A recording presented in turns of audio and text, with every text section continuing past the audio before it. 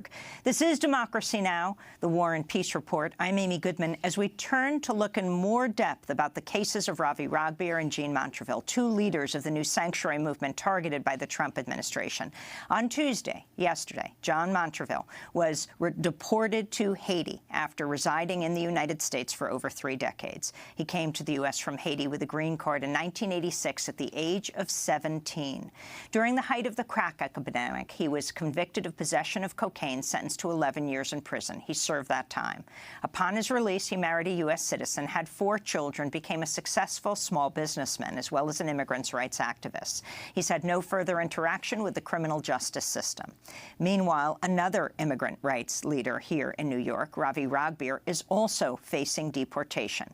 He was detained last Thursday when he went to his check-in with ICE, Immigration and Customs Enforcement. Ravi's detention sparked a peaceful protest that was met with police violence.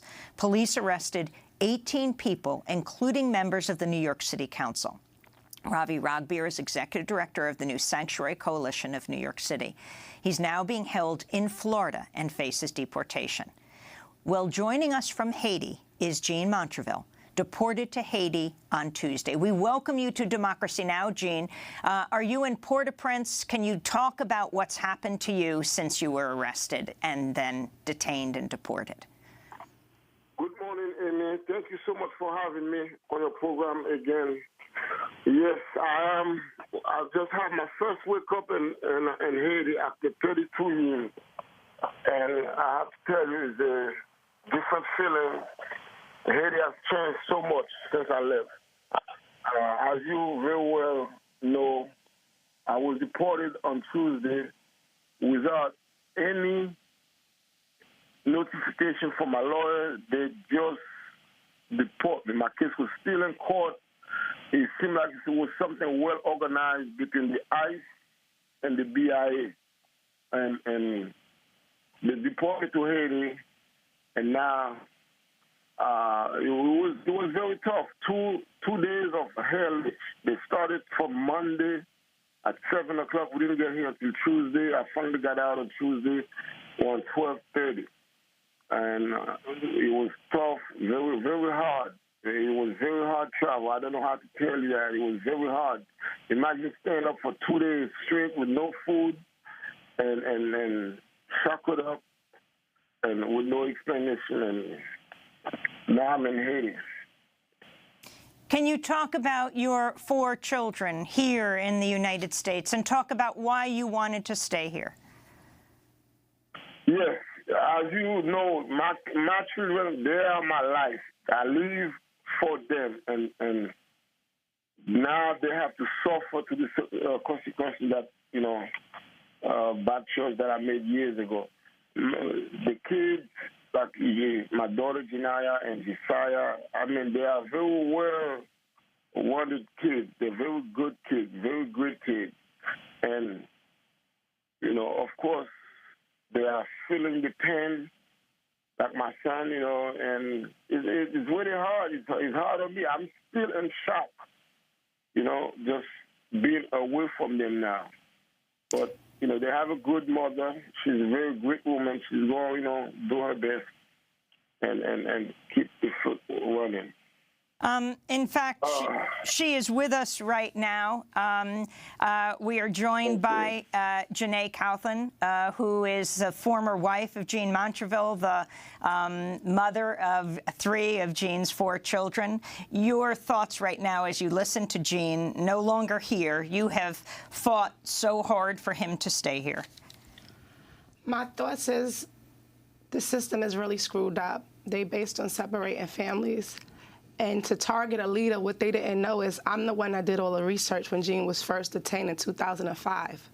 And I'm going to continue to advocate for his rights and the rights of other immigrants. The way they orchestrated his deportation was well planned. And Scott Mekowitz of 26 Federal Plaza and Thomas Decker were interfering with his decision on the BIA case. They even went as far as to put down the system where you can check the status of the case.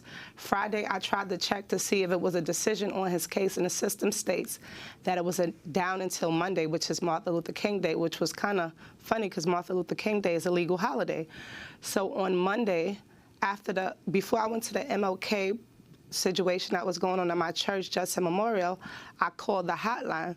To my surprise, his case was denied on Friday the 12th.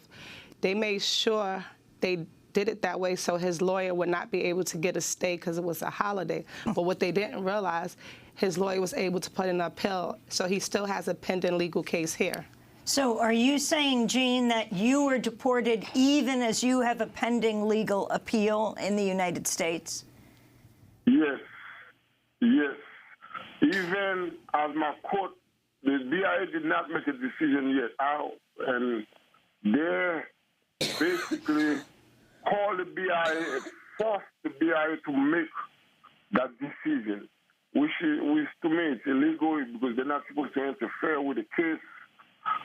It was like Janae said, it was a well-planned, orchestrated deportation. Why I was targeted, I have no idea. All I have done is take care of my kids, go to work, and mind my business and try to stay out of trouble.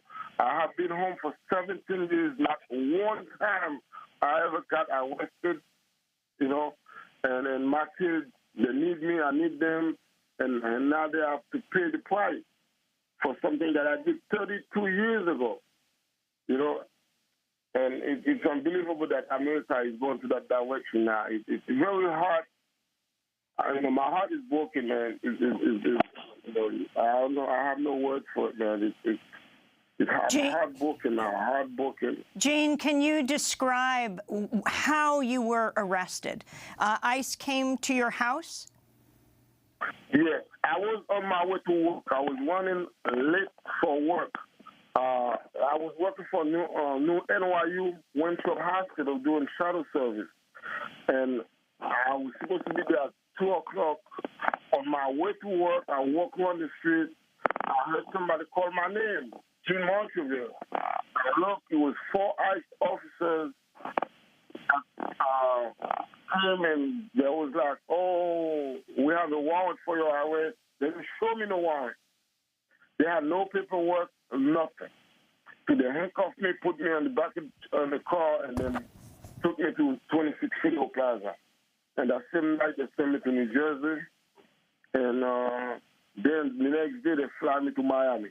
At that moment, I knew that was something I was planning. Because once you go to Miami, processing, the next step is to Haiti. Even though my case was still in court. Jean, do you feel you have been targeted because of your activism around the new sanctuary coalition with Ravi Ragbeer? Do you feel this is why they have deported you? Definitely.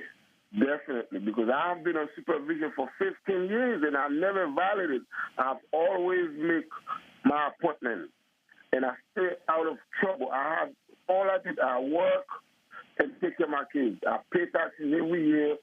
I did everything right. Everything they asked me to do, I have done it. So why target me now? It has to be for... Are you sorry that you engaged in that kind of activism? Did it ever hold you back thinking, if I just be quiet, lay low, they won't deport me, they won't arrest me, as they haven't for years? When I was arrested in 2010, I met with the director of ICE, Mr. Shanahan. He did ask me to be quiet, some on that line, like slow down or blah, blah, blah. I did that. I did slow down, but I can't regret the work that we did with the sexual movement because no one knew about what ICE was doing until we started that movement. And it's a great organization, and I'm happy to be part of it. But ICE has too much power. Jean Montrevil, is it true that I said they would not arrest you in this way, out on the street, just take you? Yes. As long as I reported, they were not going. They even now till last week, yesterday, they were going, let me stay until I finish with the court system. I'm still in court now. Why I'm in Haiti? So they lie. All they're giving you is lie, and then just to deport you. What has this meant for, let me ask Janae what this has meant for your children here as Jean now has been sent to Haiti after over 3 decades in the United States. I'm going to speak about the good part first. Our son Josiah, he was very shy and laid back. This had made him into a mini activist. He put the petition out on change.org. He generated over 10,000 signatures within the first 6 days that it was posted, trying to get, people to support his dad's release. He goes to Brooklyn Tech High School, which is one of the top schools in the world. He started reaching out to his principal, his assistant principal. One of his friends' moms works for a news station. She reached out to me. She wanted to do his story. As far as Janiyah, she's a sophomore at Mercy College. Janiyah was on our show with Jean in the studio. She reached out to her fellow students and faculties to get them to support her dad. Janiyah just told me this morning, she said, "Mommy, they gave me a shout out on the mic yesterday because of my strength." A lot of kids don't know about immigration, so I had to tell them.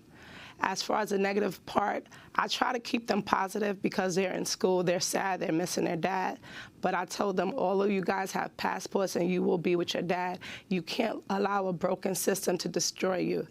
One day, we'll all be free. America was created on slavery. Slavery was a law. So the same way a law made them put him in deportation proceedings, because if you think about him and Ravi, they got convicted in the 80s. The law changed in the 90s. Why does that apply to them? I'm sitting here as a U.S. citizen. If I did something in the 80s, the 90s law wouldn't apply to me. So it's obvious it's racism.